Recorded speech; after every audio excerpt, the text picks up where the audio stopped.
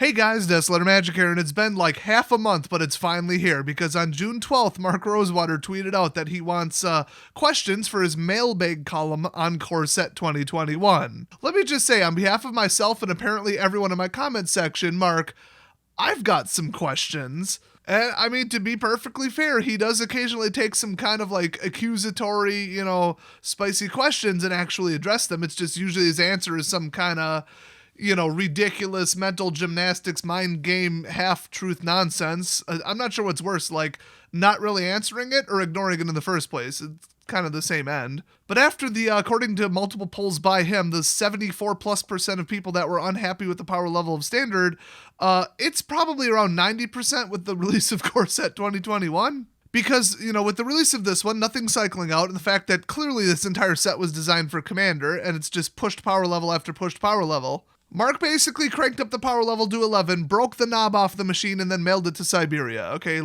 people got some questions. Now, a small number of people not paying a lot of attention have not noticed that it's not just me complaining about this. It's not just me saying, I don't like this, I don't like the power level, I like it lower. And it's not just like a large quantity. It's like at the point where Wizards cannot tweet anything about anything without basically every reply being just blowing them up about destroying the game, the unplayable state of Standard, how they're quitting Arena. It's like they could post, it's such nice weather in Seattle, and every reply will be like, ban something, what the hell, this is garbage, I'm sick of playing your stupid game. I think it's safe to say at this point that figuratively everyone is pissed about the state of the game right now. Well, I'm glad it only took 2 years for people to catch up to my ongoing assessment of what they've been doing to the game. So welcome to the correct side of things, everyone. Not to mention the other anti-consumer stuff Wizards has been doing lately, but I have not skimmed or read this article at all, so I am hoping there's some spiciness in it, but I don't know for sure. So somebody with a typical SJW profile picture says, what led to the decision to theme the set around the life and history of Teferi? He's one of my favorites. Really? And Jamura's my favorite part of Dominaria, so I'm just curious. Smiley face. Sent by Twitter for iPhone. Stop wasting our time, Rachel. Next! So this one's interesting. Evan asks, why only one Teferi this time? Because you might recall, last time it was 3 Chandras. Now, we all know the answer to this, right? He's one of the most hated people and cards in the history of the game. In the lore, he's an asshole. And anything he does to the game is toxic as hell. So that's the answer. Let's see what Mark says. One of the issues that comes up a lot in making a trading card game is that you do something once and players assume it's the start of something.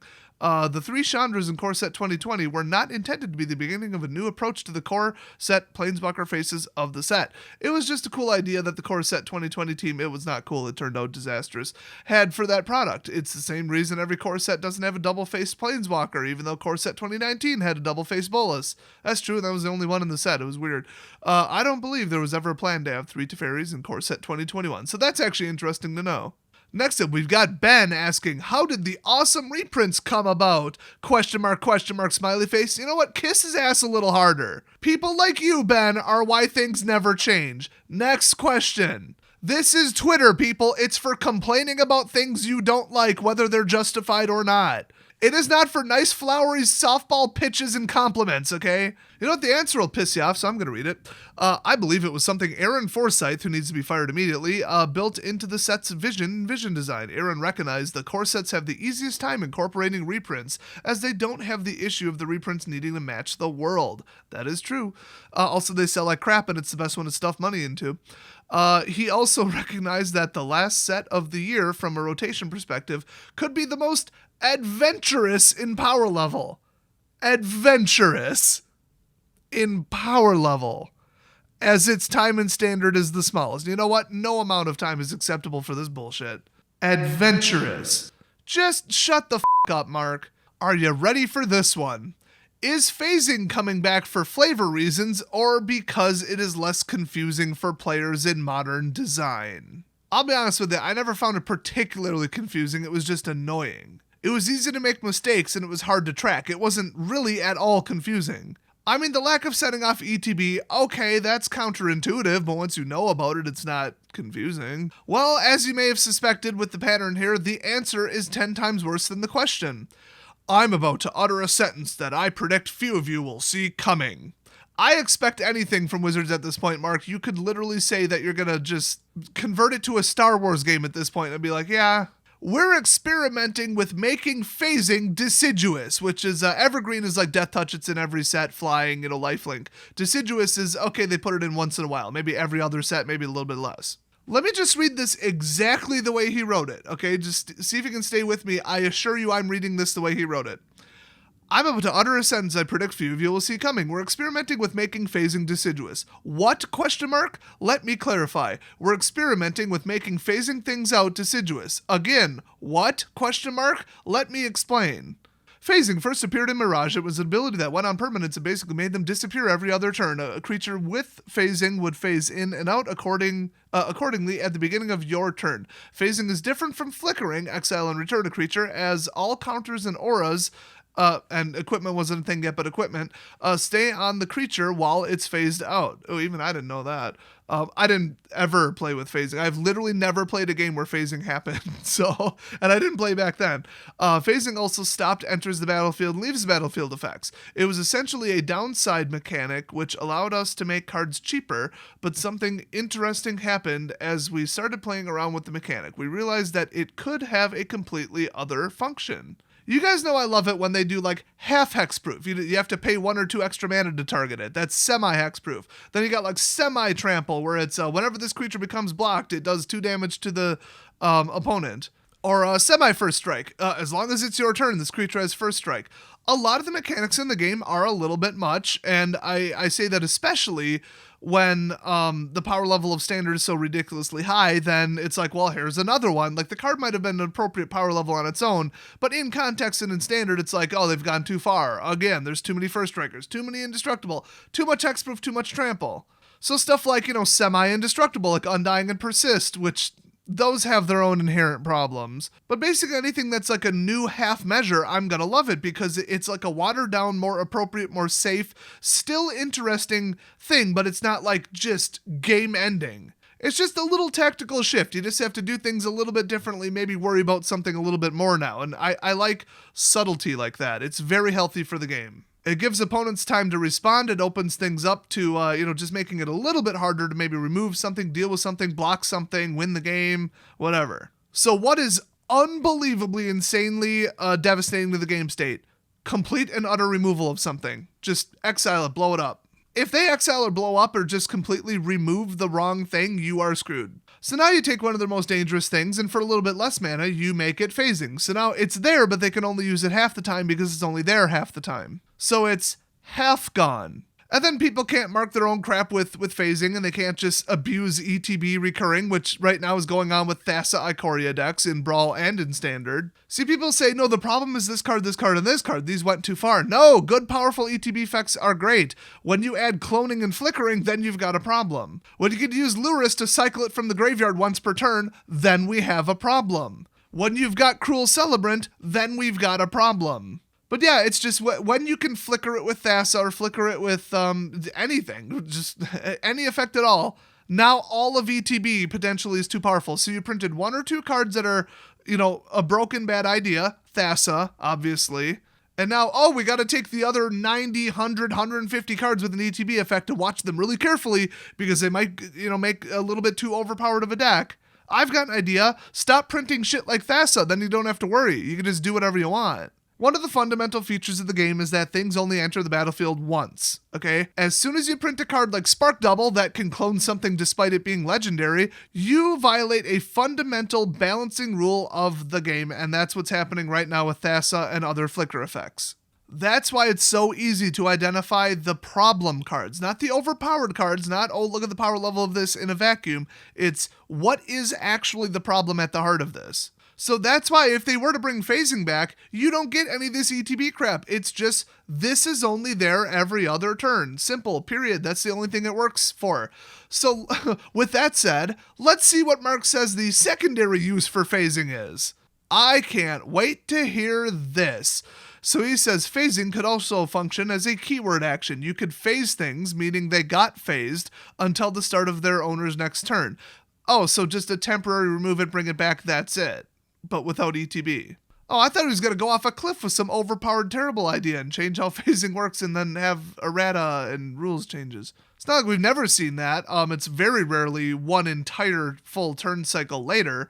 And the ones we have cause ETBs and they lose all their auras. So I could see this working. I'm kind of on his side for this, shockingly enough.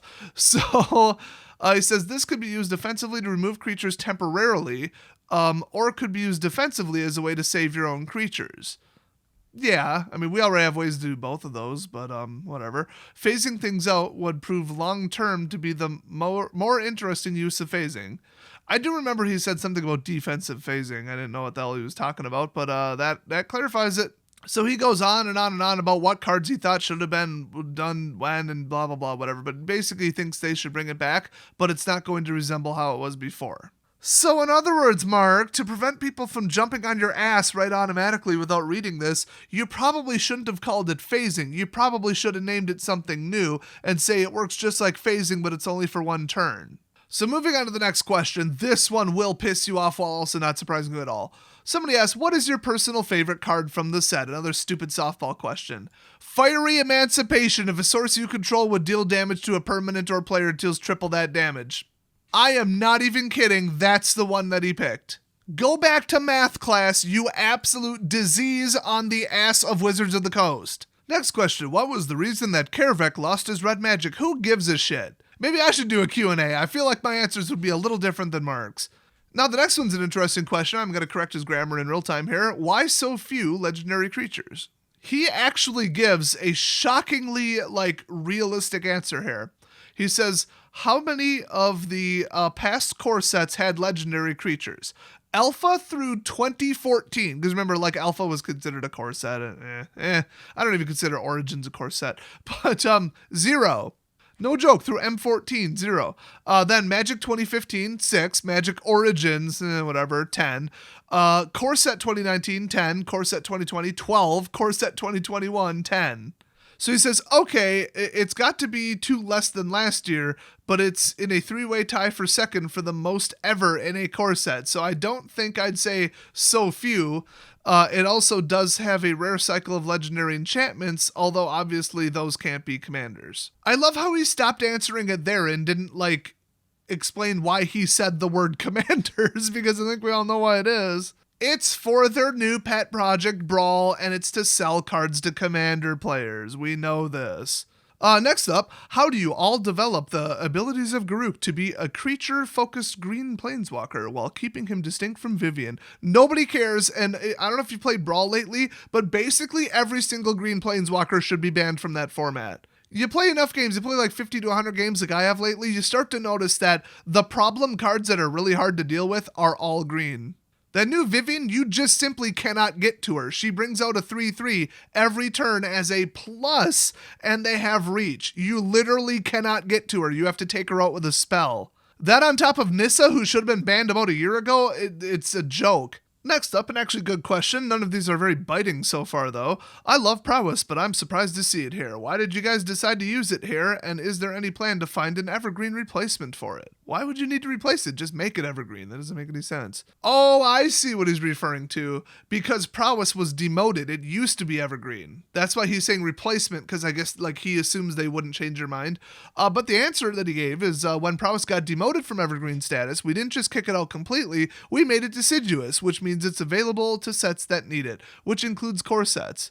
Yeah, in the same standard legality as Izzet Guild. That's a great idea. Here's another actually pretty good question. It's not really a criticism, it's just a curiosity. He asks, hi Mark, period.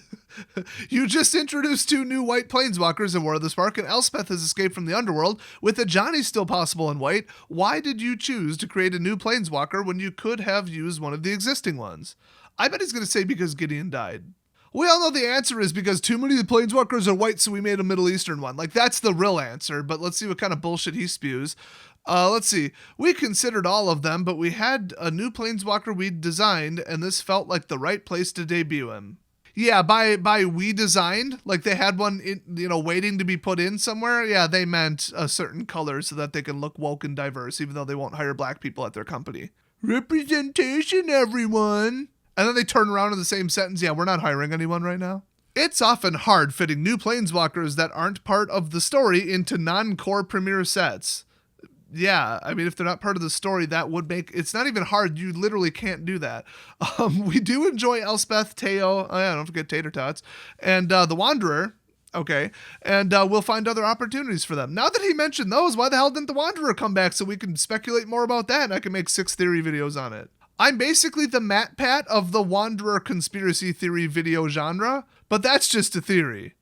A YouTuber theory. Also, the majority of my lore videos are basically, for those of you who remember Space Jace landing the battleship cruiser on the moon, to which those of you who haven't been watching my channel are like, when did that happen in the lore? The answer is never, and that's the point. That video is one of the few prank videos, like troll videos on my channel, that actually got a buttload of views. Because according to the stats, people kept sending it to each other. But my video on the Wanderer, by the way, which, yeah, White Planeswalker, cool, but like, she apparently, what we know about her is like leaked directly to the wiki page on her from the staff, as far as I can tell. So that's interesting. And like the theory is she's actually Emrakul or she was created by Emrakul because Emrakul is trapped in the moon. So maybe she might be like, she created a being, gave it like an artificial spark that doesn't work correctly and also kind of messed up her soul and consciousness because she has to like concentrate on not planeswalking or she'll planeswalk by accident. It's like the planeswalker version of narcolepsy.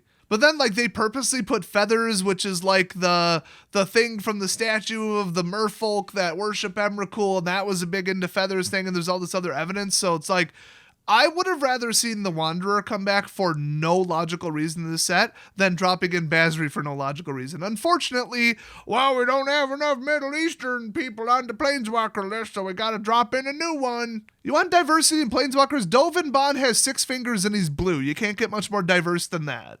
Now here's an interesting question. Is polymorph now only a red thing, or will blue and red share it depending on the need? Turn to Frog, Casminia's transformation. I literally don't know what this person's talking about. I can't name one card. In fact, we've got something surprise, unexpected surprise, or whatever that turns it into a 4/4. That's blue. And I get it. This Q&A is about, M21, but you don't ask a question like that unless you see a pattern over like the long term. You don't just say, oh, you changed it for one set. Is this permanent? With like literal other counter examples in, standard. So the answer was, here's the division. If you're turning a creature into another creature and you don't know what you're going to get, that's now red. I really don't remember what card that is. I'm sure it's there. I just don't know what one they're both talking about. If you know what you're turning the creature into, that's blue. Okay. The polymorph ability, named after the card Polymorph from Mirage, is mostly the former, so that's now a red ability. I don't know. Unexpected craziness is usually red-blue. So making it just red, I don't know. And honestly, with the whole mutate thing, I'd almost say, changing a creature unexpectedly would be green.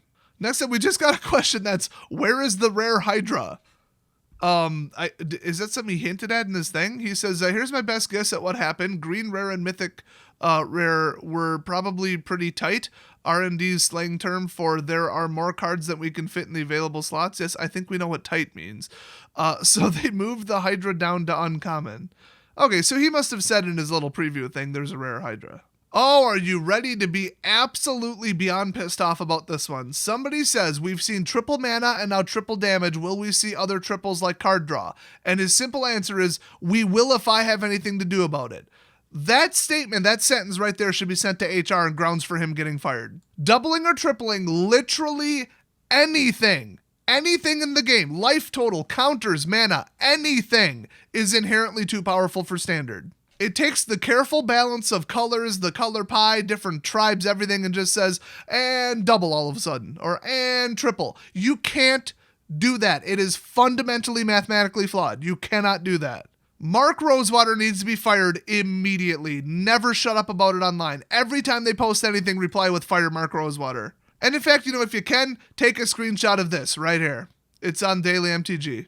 Next up, we've got a question from clearly an absolute asshole asking, are you going to make Mill more viable by making it an evergreen-like ability? You f***ing better not. Milling was already essentially evergreen in that we do it in almost every set. See, that is true.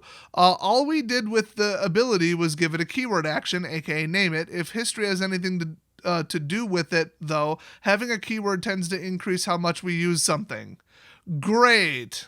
So more Mill. I thought that he said himself in that one presentation, anything that doesn't let players play their deck really pisses people off, and we're trying to move away from that.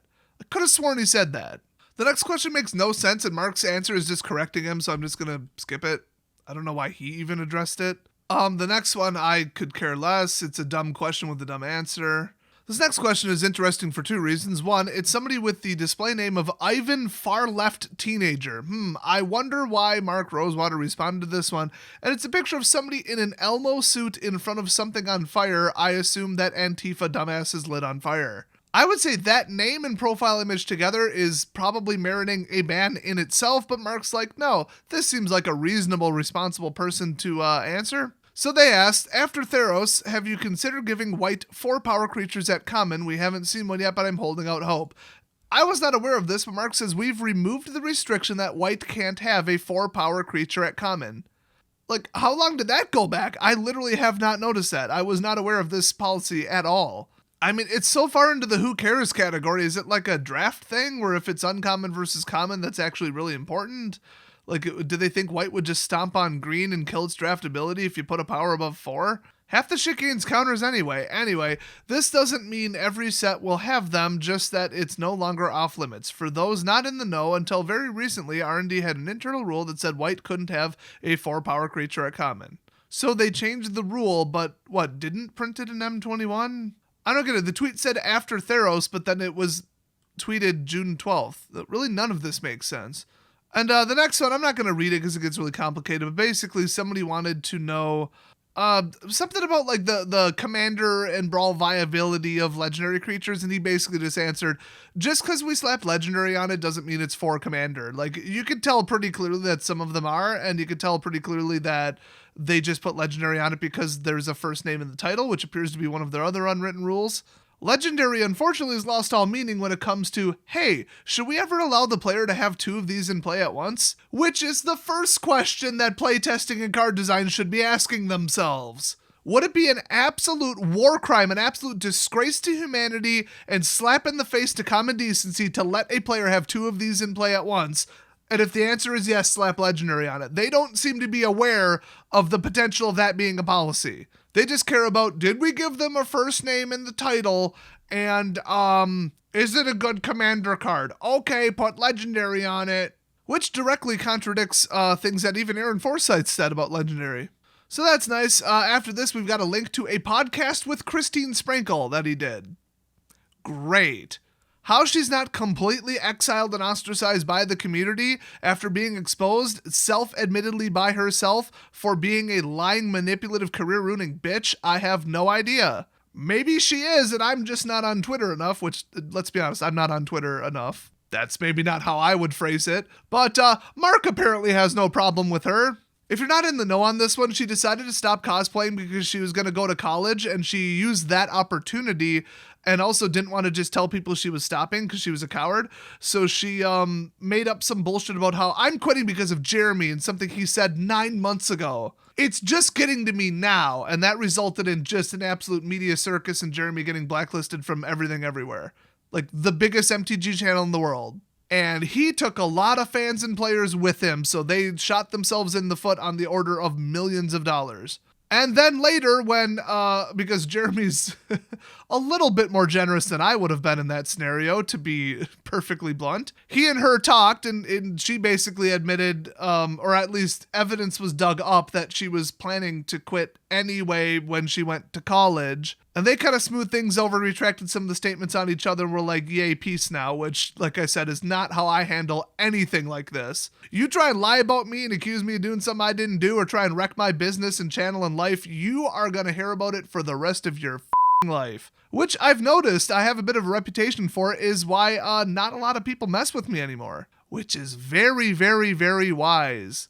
As of about 4 years ago, there are people in jail who decided it was funny and a good idea to threaten me, among other things. So anyway, yeah, he links to that podcast, like, here's what you should totally check out next. And you know what? The episode before that is April King. Oh no, I got those backwards. April King is first, Christine Sprinkle is second. And if you're not familiar, she's a terrible human being too. So awesome. That's great. Thanks, Mark. Who he associates with, all the softball questions he picked in this one, and the fact that he has an unhealthy and clueless, ignorant of the game obsession with tripling and doubling things, he needs to be fired immediately. Hashtag fire Mark Rosewater. There are multiple petitions out there, and all the subreddit cowards are hiding them, but, whatever. If anybody has a big one, let me know. I'll link to it. Thanks for watching. I wish I had better, more cutting questions that would really roast Mark, but, well, head over to Twitter and look at anything that Wizards tweets from any of their accounts. Just read the replies. You'll see how much hate there is for their company and how they ruin Standard. I'll see you guys next video.